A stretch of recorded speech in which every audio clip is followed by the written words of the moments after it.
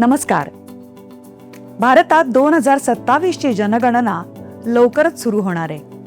ही जनगणना विशेष आहे कारण ती डिजिटल साधनांचा वापर करून केली जाणार आहे. पहिल्या टप्प्यात म्हणजेच घर यादी व घरगणना कार्यात प्रत्येक घराची यादी तयार करून कुटुंबांची मोजणी केली जाईल आणि दुसऱ्या टप्प्यात लोकसंख्येची गणना केली जाईल. आधी पहिल्या टप्प्याविषयी बोलूया.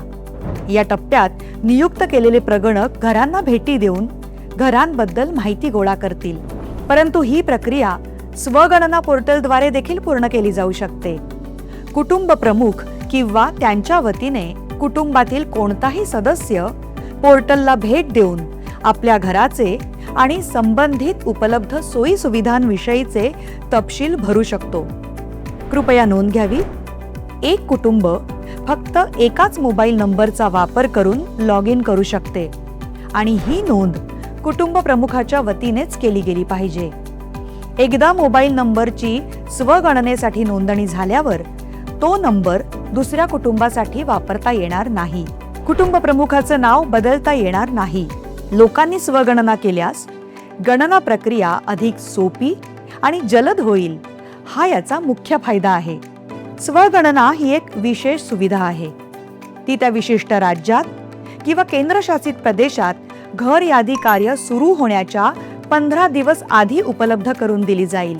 HLOच्या प्रक्रियेदरम्यान प्रत्येक रहिवाशाला एकूण अधिसूचित 33 प्रश्न विचारले जातील. महाराष्ट्रातील स्वगणनेचा काळ हा 1 मे ते 15 मे आहे. तसेच HLO प्रक्रियेचा काळ हा 16 मे ते 14 जून आहे. स्वगणना पोर्टलवर तपशील कसा भरावा? सर्वप्रथम SE पोर्टल उघडा. त्यानंतर आपलं राज्य किंवा केंद्रशासित प्रदेश निवडा आणि स्क्रीनवर दिसणारा कॅप्चा भरा. त्यानंतर स्वागत स्क्रीन आपल्याला पुढील टप्प्यांवर मार्गदर्शन करेल. कुटुंब प्रमुख, उदाहरणार्थ समजा इथे सुशीला देवी आपलं नाव आणि मोबाईल नंबर नोंदवतात. आता तुमची सोयीची भाषा निवडा.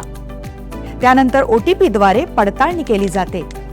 ही संपूर्ण प्रक्रिया सुरक्षित आणि अतिशय सोपी आहे. जिल्हा आणि सर्वात जवळचं महत्त्वाचं ठिकाण निवडणं गरजेचं आहे. तुम्ही शोधलेलं महत्त्वाचं स्थान दर्शवणारा एक मार्कर नकाशावर दिसेल. आता तो मार्कर तुमच्या घराच्या जागेवर ओढा. त्यानंतर जतन करा आणि पुढे जा वर क्लिक करा. यानंतर HLO प्रश्नावलीचं पान उघडेल. बहुतेक प्रश्न पर्यायांवर आधारित असतील. नावं लिहिण्यासाठी एक ध्वनी उच्चारण आणि आभासी कीबोर्ड देखील असेल.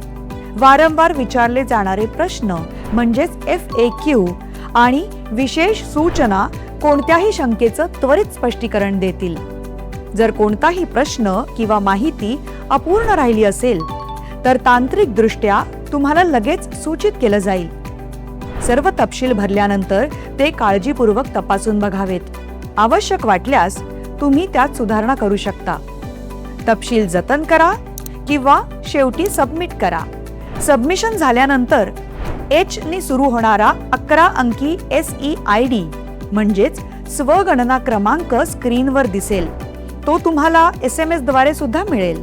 जेव्हा प्रगणक तुमच्या घरी भेट देतील तेव्हा त्यांना हा SEID क्रमांक दाखवावा. तुम्ही दिलेली अचूक माहिती केवळ आपल्या देशाला सशक्त करत नाही तर त्याचं खरं चित्रही सादर करते.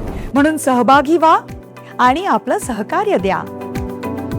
आपली जनगणना, आपला विकास.